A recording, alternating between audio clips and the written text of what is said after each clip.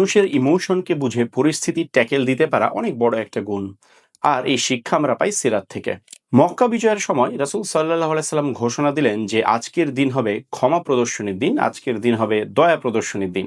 কিন্তু সাদ বিন উবাদা রাদিয়াল্লাহু আনহু তিনি পতাকা হাতে যখন কাবা তাওয়াফ করছিলেন, তখন তিনি বলছিলেন আজকের দিন হবে রক্তপাতের দিন, আজকের দিন হবে প্রতিশোধ গ্রহণের দিন।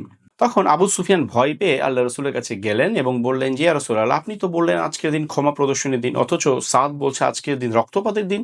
তো সাদ তো একটা দুর্ঘটনা ঘটিয়ে দিবে, আপনি সাদের কাছ থেকে পতাকাটা নিয়ে নেন। তখন রাসূল সাল্লাল্লাহু আলাইহি ওয়াসাল্লাম কি করলেন, তিনি সাদ বিন উবাদার হাত থেকে পতাকাটা নিয়ে নিলেন। প্রশ্ন হচ্ছে, তিনি পতাকাটা তো নিলেন ঠিক আছে, কিন্তু পতাকাটা তিনি দিলেন কার কাছে?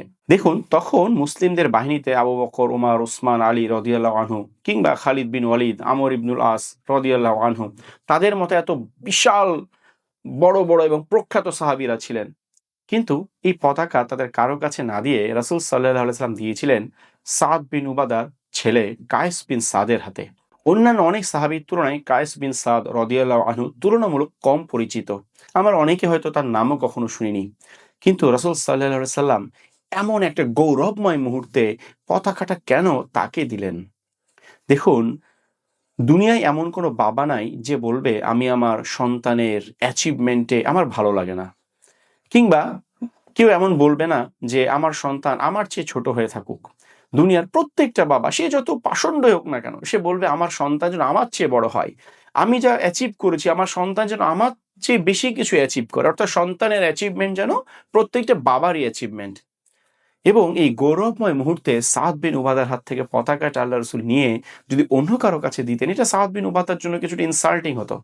তিনি কি করলেন, অন্য কাউকে না দিয়ে পতাকাটা সাদ বিন উবাদার ছেলের হাতে দিলেন এবং এর মাধ্যমে তিনি যেমন রক্তপাতের ঝুঁকিটা অ্যাভয়েড করলেন, একইভাবে সাদ বিন উবাদাকে আরো বেশি গর্বিত করলেন যে প্রথমে তো পতাকা তোমার কাছে ছিল, এখন পতাকা তোমার ছেলের কাছে গেল।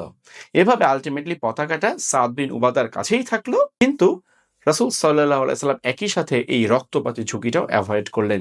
এটাই হচ্ছে রাসূল সাল্লাল্লাহু আলাইহি সাল্লামের ইমোশনাল ইন্টেলিজেন্স। তিনি মানুষের ইমোশনকে ধরে সেভাবে পরিস্থিতি ট্যাকেল করতে পারতেন।